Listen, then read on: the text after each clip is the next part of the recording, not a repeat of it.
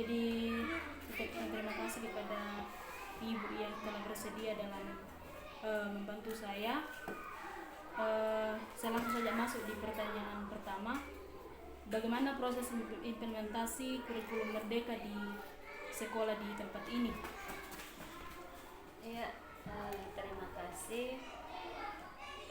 Kami di Satuan Pendidikan di sekolah kami SDN Muhammad Ambat semua pada tahun ajaran 2021-2022 kami sudah dikatakan lulus sebagai sekolah penggerak.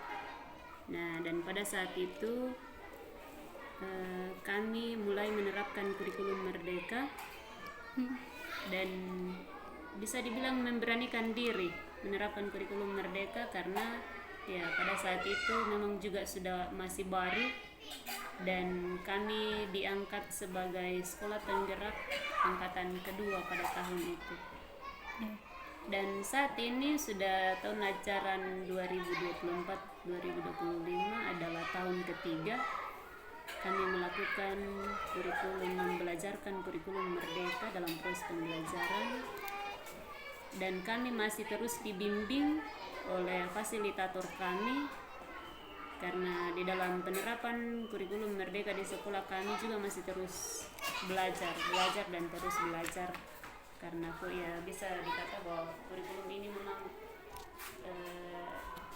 masih sangat baru dan masih butuh proses pembelajaran yang lebih lagi apalagi terhadap kami guru-guru yang ada di sini untuk bisa lebih bagus lagi dalam penerapannya di sekolah ini, mulai dari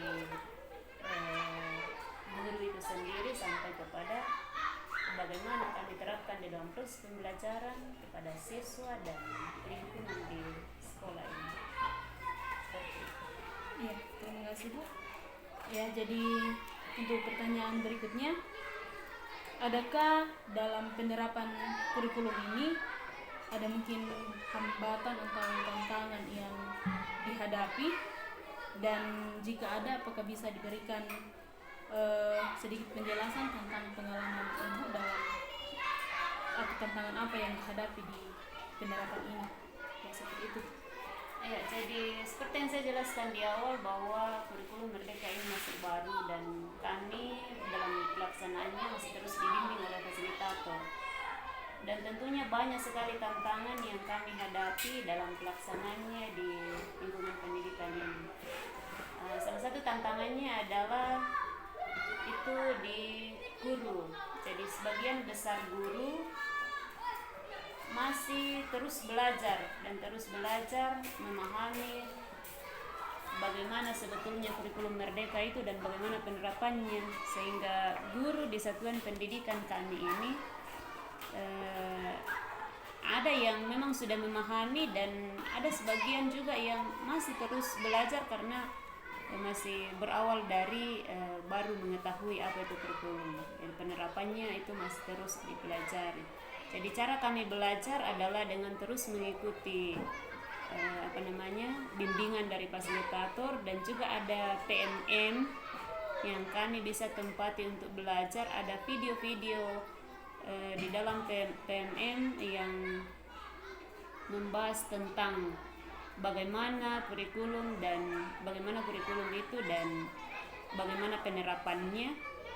Itu yang kami bisa pelajari dari situ. Selain itu juga ya kami banyak mengikuti kegiatan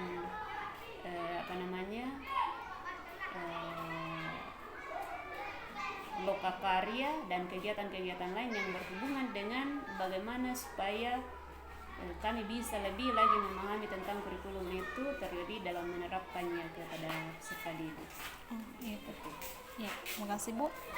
Ya, selanjutnya dari tantangan itu, apakah ya mungkin itu sudah salah satu solusi dalam itu melakukan pelatihan Bu ya, salah satu solusi dalam menghadapi tantangan itu. Jadi selain melakukan pelatihan itu, apakah masih ada solusi yang lain yang bisa dilakukan oleh guru dalam menghadapi tantangan tadi? Jadi saya jelaskan tadi tentang, saya singgung tadi masalah PMM. Jadi karena memang kurikulum merdeka itu tadi diharapkan untuk terus belajar di PMM, karena PMM itu adalah salah satu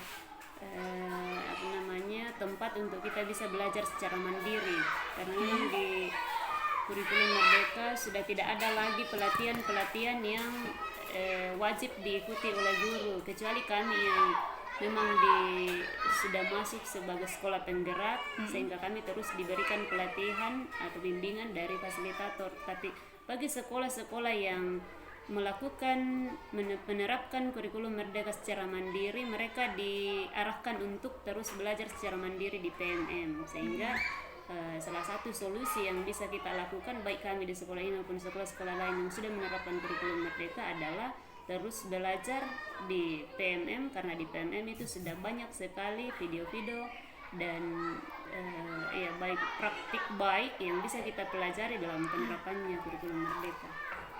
Seperti itu solusinya. Iya, jadi terima kasih Bu atas penjelasan yang telah diberikan kepada saya terkait kegiatan wawancara ini. Jadi saya sangat bersyukur karena Ibu sudah bisa membantu saya, dan kiranya apa yang telah diberikan dapat menjadi pedoman bagi saya dalam menyelesaikan tugas ini. Terima kasih Bu.